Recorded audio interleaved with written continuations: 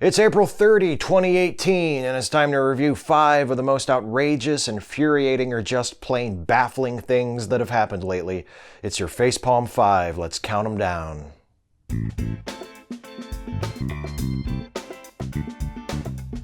Number 1, Paul Ryan forces House chaplain to resign.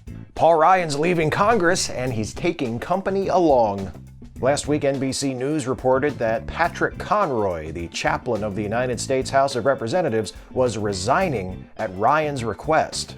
Conroy has been House chaplain since 2011, when he was nominated to the post by then-Speaker John Boehner and approved by a unanimous bipartisan vote, and he's been popular with both Republicans and Democrats ever since. So why is Ryan asking him to resign? Some, including Representative Walter Jones, a Republican, have suggested Ryan decided to oust Conroy because of a prayer Conroy offered on the House floor last year before the Republican tax bill was passed. Specifically referencing the tax bill, Conroy prayed that Congress would, quote, be mindful that the institutions and structures of our great nation guarantee the opportunities that have allowed some to achieve great success, while others continue to struggle.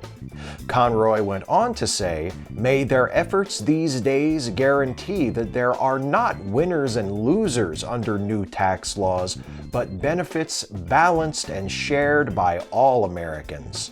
So did Paul Ryan force the chaplain to resign because Conroy called Ryan out on his shameless, corrosive greed? Who can say? But it seems reasonable to me.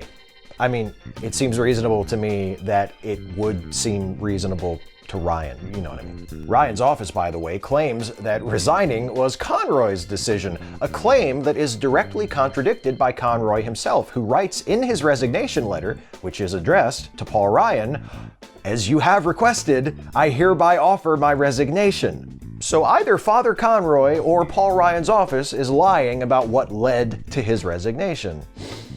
I don't say this often, but I trust the priest on this one. Number 2, another Nazi is running for Congress. And the really shocking thing is, this Nazi is a registered Democrat. I'm kidding, he's a Republican. Of course he's a Republican. The Republicans are the Nazi party,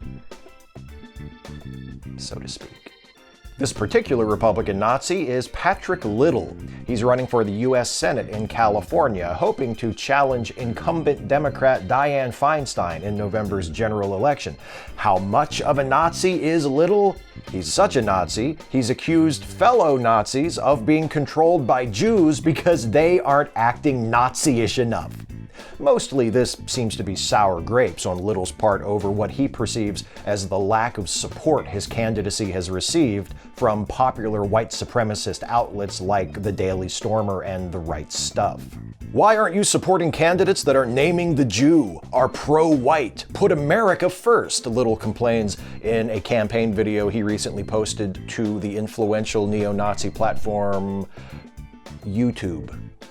As with the other Nazis running for Congress this year, Little's chances of getting elected are quite slim. He probably won't even win the nomination. But that's not really the point. Multiple candidates who are openly, proudly anti-black, anti-immigrant, anti-Semitic, Holocaust deniers are running for our country's national legislature. And the party they're all running for, the Republican Party, doesn't seem too worried about it. Sure, party leaders condemn these Nazis, insist they want nothing to do with them, but they don't seem to ever question why the Nazis are attracted to their party to begin with.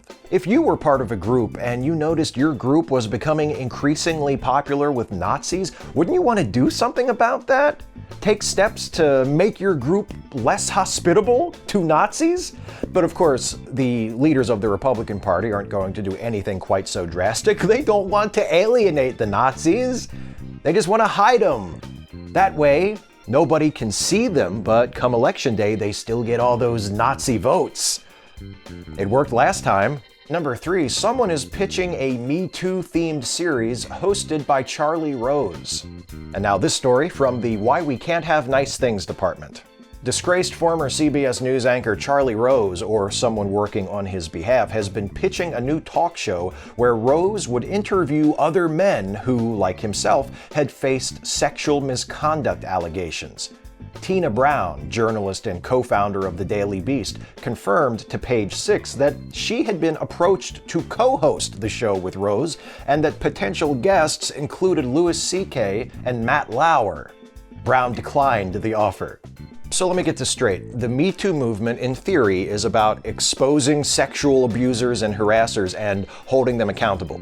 And in the minds of Charlie Rose and whoever else is working on this project with him, accountability consists of people who have TV shows not having TV shows for a few months and then getting to have TV shows again.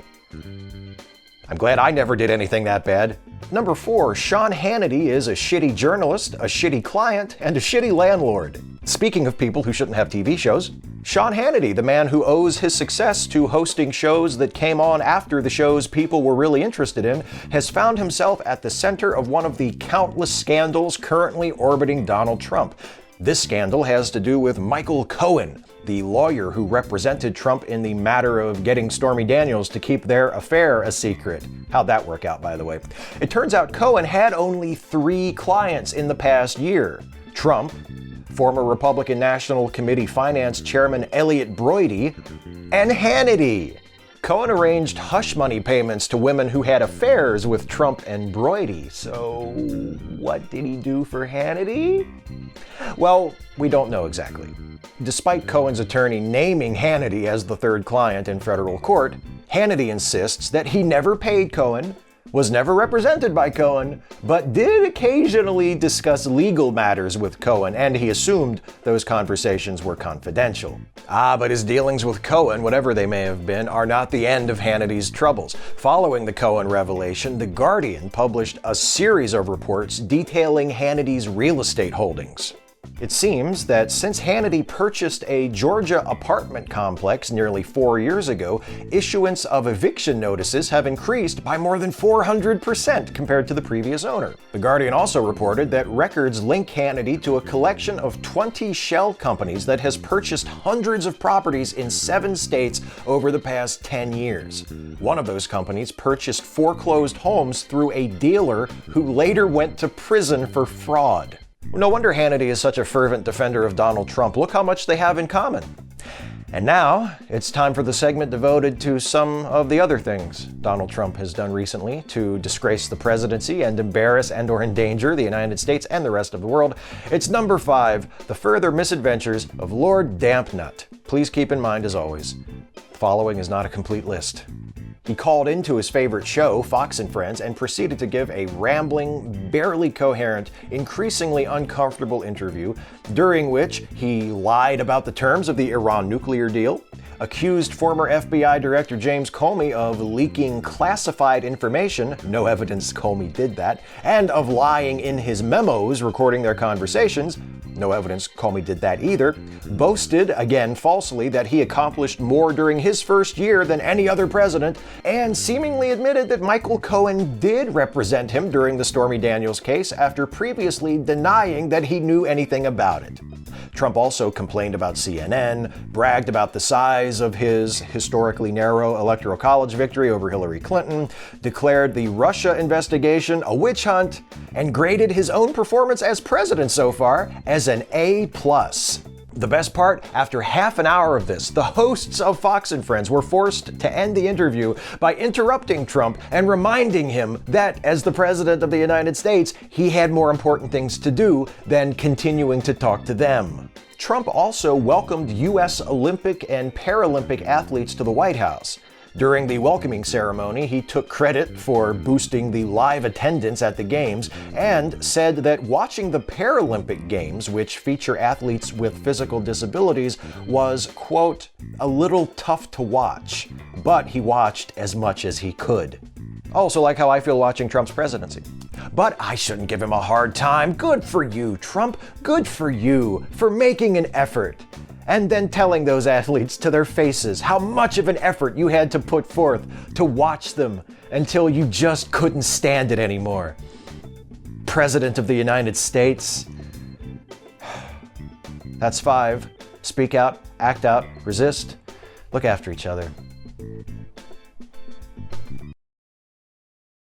Hey folks, thanks for watching. Hope you got something out of this one. If you did, please like, share, subscribe, and also please consider helping me to make more videos like this one by supporting this channel through Patreon.